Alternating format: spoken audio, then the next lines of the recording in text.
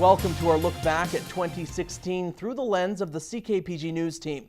2016 was another busy year in the region, with stories ranging from controversy over UNBC's Chancellor to the demise of a pipeline that promised billions in investment dollars.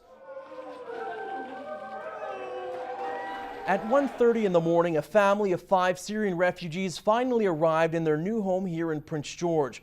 Through tears of happiness, the mother Rose addressed the crowd at the airport.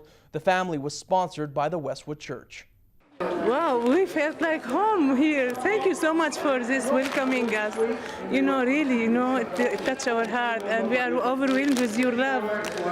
Prince George, you are awesome, and Westwood Church, you are awesome.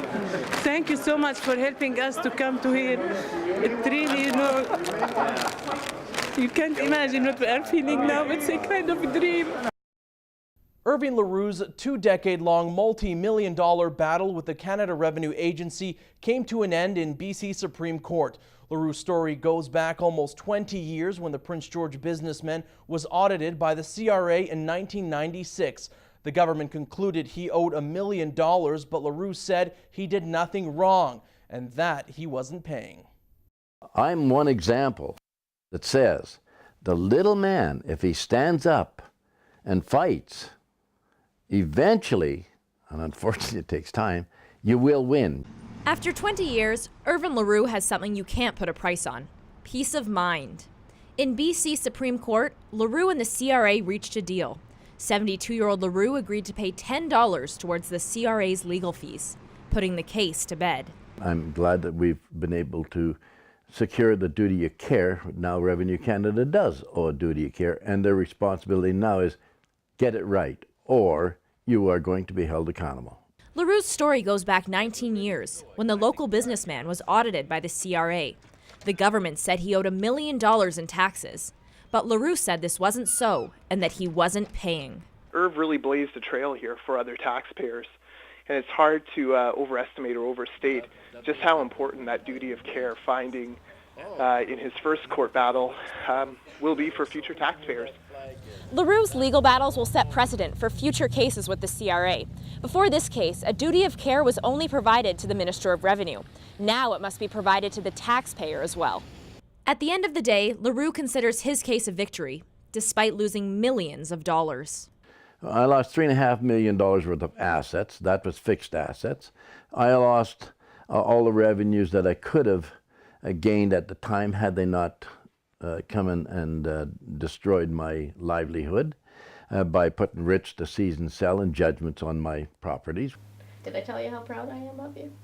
He and his wife are satisfied with the outcome because they stood up for what they thought was right. You actually didn't allow the big guy to walk all over you. You stood up and fought for yourself. That's the main thing. Victoria Levy, CKPG News. 9 people were sent to hospital after an accident involving a Greyhound bus on Highway 97 north of Hickson. The bus crossed the center line and slid off the highway one morning. It was en route from Kamloops to Prince George. The driver and 3 passengers suffered serious injuries, while the others suffered minor injuries, but luckily no one was killed. WestJet announced it would cancel service between Calgary and Prince George. The company says the drop in price of oil has affected demand and it wasn't able to fill the flights. The airline will reevaluate the decision in the future. In the classroom or on the field, Matt Pierce touched the lives of many. One Saturday morning in January, the well-known teacher, coach, and community leader was struck by a heart attack that took his life. January ended on a tragic note when 5 people died in an avalanche near McBride.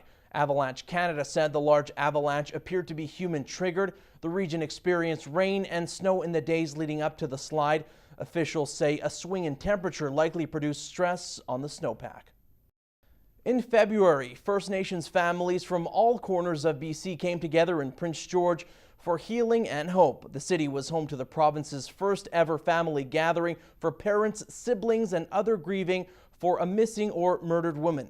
Minister of Aboriginal Relations and Reconciliation John Rustad says it's very emotional to hear family stories, but it's important to help make BC a violent-free province. It may not be as old as the city of Prince George, but it's pretty close. The Prince George Citizen celebrated its 100th birthday Over its life, it's become a key piece in the fabric of Prince George while capturing the history of the region over the last century.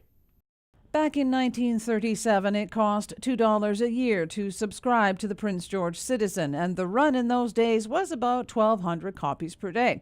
Much has changed, but much is still the same. More than anything, I think that is one of the things that I've noticed with the team for the 25 years that I've been here, is that everybody cares about this newspaper and takes a lot of pride in getting it to the doorstep by 7 a.m. or 3, what it used to be. And, we're back to a 5-day a week. Originally, we were bi-weekly, so, evolving back to where it was. Valerie Giles has written columns for The Citizen for the past decade, telling the tales of a remarkable community over its 100-year history and beyond. Every community has a remarkable background of people who made good contributions and people who came here and made a life. And there were fascinating things which happened here, really unique businesses and people who came here and literally dragged fortunes out of the bush. And just absolute characters who came and made their homes here. Those tales are told with pictures that line the walls of the Citizen's Brunswick Street home. It will always be important because the written record is what we have relied on for literally thousands of years of recorded history. So what has changed is, of course, the format in which people receive their news and their information. But when it comes to detail, nothing beats the written page. Much has happened to the print world since the days of the printing press, and Colleen Sparrow says news, in whatever capacity, has to evolve or be left behind. We need to be a bit of everything. We need to evolve and be on Facebook and be on Twitter and all of these, and make sure that we are making a difference to all the different generations, the Millennium Group right up to our seniors who still want that print copy in their hands every day, right? And if they do that right, the Prince George Citizen will undoubtedly be around for another 100 years. We've made some big changes, and there will be more through the next 100 years, but we'll be here. Cheryl Jan, CKPG News. Our Year in Review continues in a moment.